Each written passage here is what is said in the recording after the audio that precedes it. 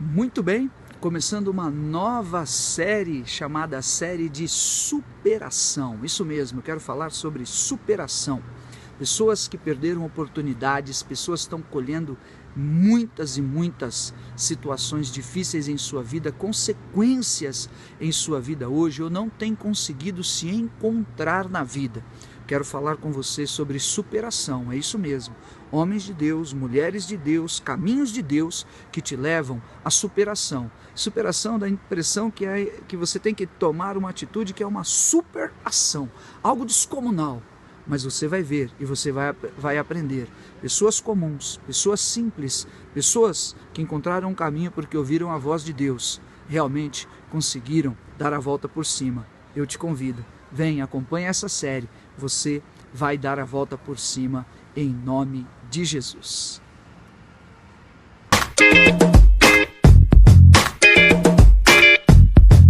Começando esta série sobre superação, eu quero falar sobre dois personagens antagônicos ou contraditórios, melhor dizendo, e que mostram para nós dois fundamentos muito interessantes, que têm colocado as pessoas face a face com a necessidade de superação. Eu quero falar com você sobre o escolhido e o perito.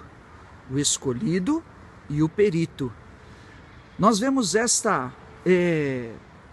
situação de uma maneira muito clara na vida de Jacó e de Esaú, os filhos de Isaac e os filhos de Rebeca.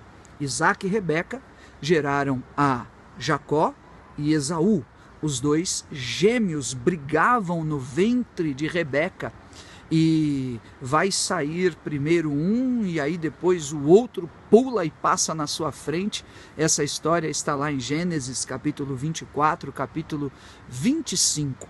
Mas o que eu quero te dizer e quero te perguntar: você é escolhido ou você é perito? Você é perito ou você é escolhido? O escolhido é aquele que tem um chamado de Deus sobre sua vida. O escolhido é aquele sobre o qual há um propósito de Deus, que Deus marca aquela vida com um propósito, para usá-lo em uma finalidade, de uma trajetória, de um caminho. Assim como, por exemplo, Davi era o escolhido de Deus e foi ungido pelo profeta Samuel, assim como Moisés foi resgatado das águas por um milagre que Deus o preservou, era o escolhido de Deus para uma função, para uma missão especial. Assim como o apóstolo Pedro, o apóstolo Paulo, homens escolhidos realmente de Deus. O perito, por outro lado, em segundo lugar, primeiro o escolhido, segundo o perito. O perito, a própria palavra diz, é a perícia, é a capacitação, por esforço, por estudo, por empenho, ou por um dom natural que faz com que aquela pessoa realmente seja diferenciada.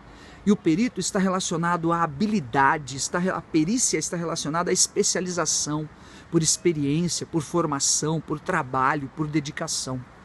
Então, essa é a pergunta que fica: você é escolhido ou você é perito? Existem pessoas que são escolhidas de Deus, têm um chamado, um dom de Deus, e que não são peritas. Mas assim também como existem muitos peritos, pessoas brilhantes, virtuosas, escritoras ou profissionais de áreas afins, enfim, mas que não são escolhidas, que não são chamadas, que sobre elas você vê que a vida dela não demonstra a virtude, a luz, o brilho da glória de Deus. E em ambos os casos, existem duas possibilidades de roubo, existem duas possibilidades de dificuldades e de males e de malignidades. E vou falar sobre essas duas malignidades, essas duas possibilidades e eventualidades de roubos. Muito bem, então. A gente fala muito sobre os testemunhos e os personagens da palavra de Deus, mas eu tenho uma pessoa da nossa geração praticamente, que quando eu ouço a história dessa pessoa, ela me instrui muito, fala muito comigo, sabe? Talvez você não conheça, mas talvez você conheça ou se lembre, que é o Vanderlei Cordeiro de Lima. O Vanderlei Cordeiro de Lima, ele é um corredor, ele é um fundista brasileiro, foi, né?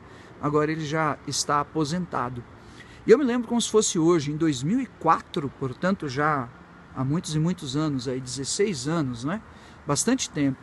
Mas é bom trazer à memória coisas que realmente mostram para a gente a capacidade de uma pessoa se superar. Um brasileiro de terceiro mundo, criado no interior do Brasil, com todas as dificuldades de família humilde, que você sabe muito bem como é e como funciona.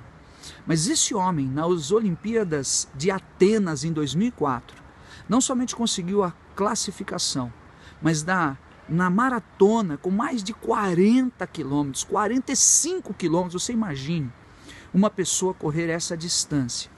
Ele não era dos favoritos, ele era dos inscritos qualificados. E ele dominou a prova até 35 quilômetros diante do Poltergar e grandes outros campeões, um americano e outro italiano, que inclusive acabou sendo o vencedor dessa prova. Mas o que eu quero te dizer nesses poucos minutos, sabe o que é? É que lá para os 35, 37 quilômetros da maratona, isso já havia passado mais de hora de corrida, ele em primeiro lugar, uma pessoa da plateia atravessou, correu em sua frente e o agarrou e o derrubou do outro lado, onde estava assim as pessoas na beirada daquela rua. Os guardas foram surpreendidos, o motoqueiro que o acompanhava, porque ele era o primeiro lugar, também foram surpreendidos. Ele caiu, ralou o joelho, ele se levantou meio desconectado, ele perdeu ali segundos preciosos. Ele estava a 20 ou 30 segundos do segundo colocado, e naquela maratona isso faria toda a diferença. E ele continuou correndo, se levantou, saiu, continuou correndo, os repórteres todos ficaram alarmados, uma situação terrível, porque era um brasileiro. Sabe, era um brasileiro. Tem coisas que acontecem na vida assim. E ele demorou, você via pela face, você via pela expressão dele. Ele demorou 1 minuto, 2, 5, 10 minutos continuando correndo, mas com aquela amargura, aquele desgosto no rosto. Mas de repente ele trouxe à tona de novo no seu ser, no seu interior. Você percebe olhando para ele aquele vigor e aquela virtude. E ali entrou realmente um fator especial, que é o fator da superação. Por que eu estou contando essa história? Porque foi injusto, porque ele estava em primeiro lugar. Talvez aquilo ali tenha feito toda a diferença porque ele tivesse sido campeão. Ele foi campeão. Para mim ele é um grande campeão, uma pessoa que me inspira. Quando eu olho, ouço, testemunho a história dele, sabe? Um brasileiro e as situações todas de dificuldade e tudo mais. Mas ele se superou e continuou e foi até o final daquela corrida, com todo o esforço e com todo o vigor. Então talvez você seja uma pessoa que tenha sido injustiçada, coisas ficaram pelo caminho, você poderia estar muito melhor, ou, sabe, desistiu quando o Cordeiro de Lima, tinha que ser Cordeiro, né? Cordeiro, como Jesus, o Cordeiro de Deus, parou, mas ele não parou. E você também não vai parar. E 2 roubos que podem acontecer. O primeiro é a comparação. E o segundo é o julgamento. A comparação é terrível. Quando você começa a se comparar e você vê que você não tem o carro, que você não tem a roupa, que você não se veste daquela maneira, que você não fala daquele jeito, que você não tem essa condição, que você não tem aquele dinheiro. Daí porque a gente não é, porque a gente se compara, porque a gente não pode, porque a gente não tem, daí a gente não faz nada. Mas não podemos, o ponto aqui, o princípio aqui é porque eu não tenho determinadas coisas. Eu não posso viver me comparando, porque isso drena a minha força de fazer aquilo que eu posso. É porque eu não posso fazer o que eu preciso, que eu vou deixar de fazer aquilo que eu posso fazer. Pare de se comparar com o vizinho, com o irmão do lado, com aquele que tem o currículo, que tem a formação, que tem a viagem, que tem o idioma, que tem o dinheiro, que tem a família. Se você tivesse nascido em uma outra família, Deus te colocou no lugar certo. E quero te dizer, por mais que o tempo já tenha passado para você, você está no tempo de Deus. Não se compare, porque o tempo de um é outro. E se está na sua frente de determinada área que você imagina, não sabe quais dificuldades vai ter que enfrentar. E será que vai conseguir superar para estar vivo como você hoje? Está entendendo isso? Pare de se comparar, porque isso tira as suas forças. Você está nas mãos de Deus e no tempo de Deus. E se não está, vem, porque através de Jesus, Ele vai fazer essa obra. O segundo roubo que pode acontecer na hora da superação é o julgamento. Pessoas que julgam, que apontam o dedo, que colocam peso sobre você. Já basta o peso da dificuldade da vida e de todos os erros e dificuldades que enfrentamos e pecados. Por isso que Jesus, ele é enfático em falar como alguém julga vai ser julgado. Por isso Jesus é enfático em falar, Mateus capítulo 6, capítulo 7, olham o cisco que está no seu olho, mas não olham a trave que está no seu próprio olho. Se desvencilhe destes males, sabe? Porque isso tem te feito dar passos para trás. Isso tem te feito recuar. Mas eu vim trazer uma palavra de inspiração, de motivação, de superação, de unção de Deus, para você se aproximar em nome de Jesus. E isso vai acontecer com você.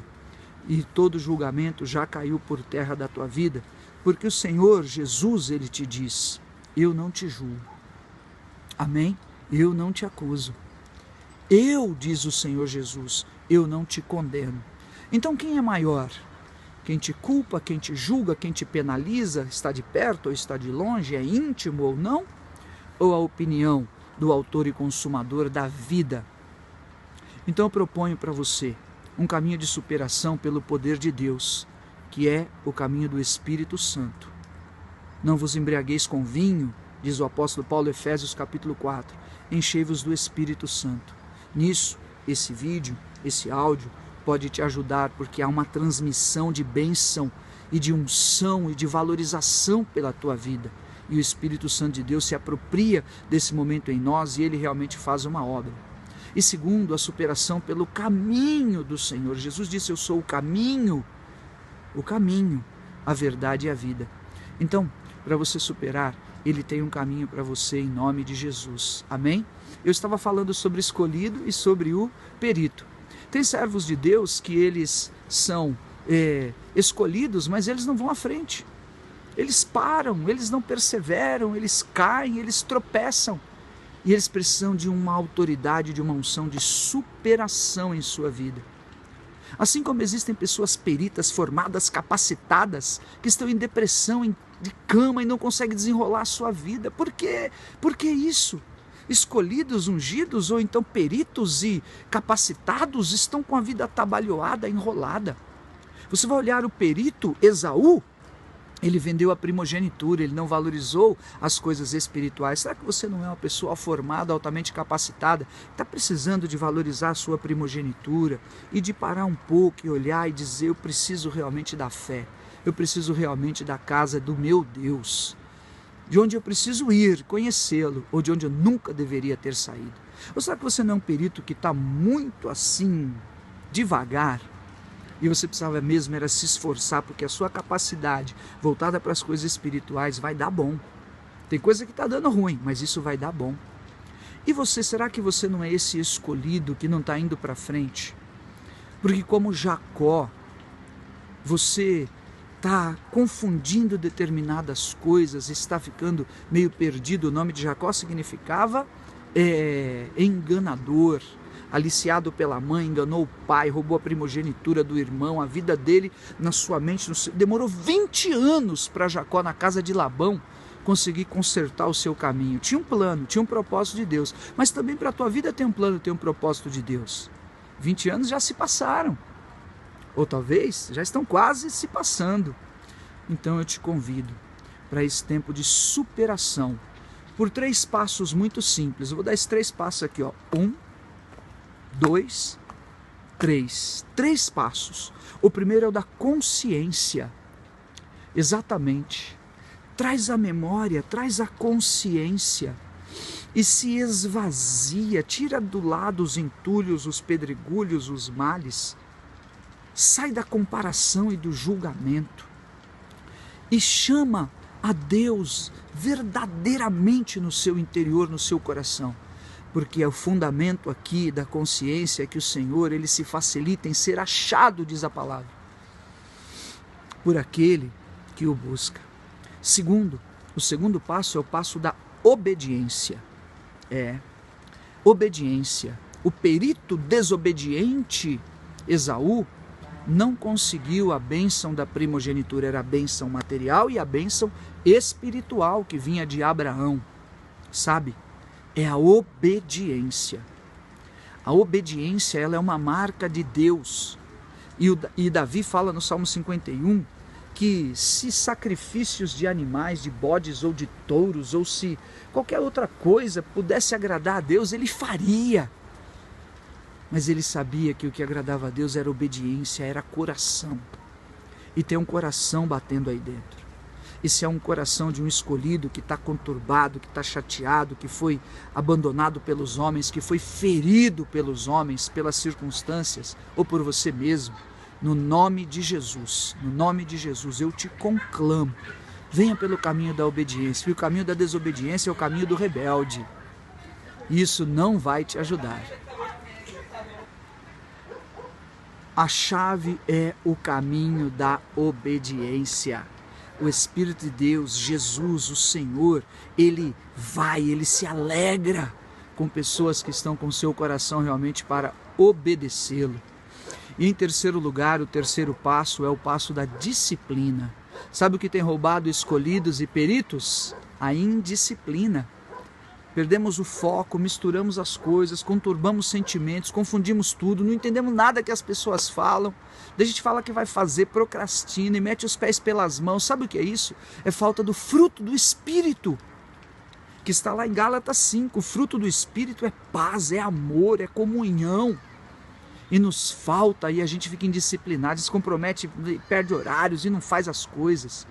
E eu quero declarar em nome de Jesus, você vai fazer um exercício de disciplina. Vai pegar uma pequena coisa para fazer, não muito grande nem muito complicada, porque senão você não vai acabar fazendo. Mas espera uma pequena coisa, pega a tua lista de telefone, evangeliza alguém, manda para alguém, vai, coloca um propósito no teu coração. Eu vou 3 domingos na igreja, eu vou 7 semanas na igreja. Eu vou mandar mensagens, eu vou fazer um pedido de oração para o bispo, para a pastora, para um pastor da igreja. Eu te dou essa direção. Isso vai te motivar para você começar a se disciplinar mais. E Deus vai se agradar disso, porque os teus sonhos, as realizações que você quer, a superação que você precisa, estão atrelados em que você se levante realmente. E esse caminho vai ser excelente. Consciência, obediência e disciplina. Sobre disciplina, eu vou falar mais ainda em outros áudios, em outros vídeos. Muito obrigado por você ter acompanhado até aqui. Passe essa mensagem, compartilhe o canal com outras pessoas. Quero fazer uma pequena oração por você. Pai de amor, abençoa, estende as tuas mãos. Em nome de Jesus, uma palavra, um raciocínio, um conselho, uma lembrança possa vir desta pequena aula pela vida desse irmão, dessa irmã, para que ele deseje e sonhe e se levante de onde ele está caído, ou de onde ele está sentado, ou de onde ele está paralisado, para realizar uma obra e viver a prosperidade e ser usado pelo Senhor, em nome de Jesus. Perdoados estão os teus pecados, levanta e anda, em nome de Jesus. Amém.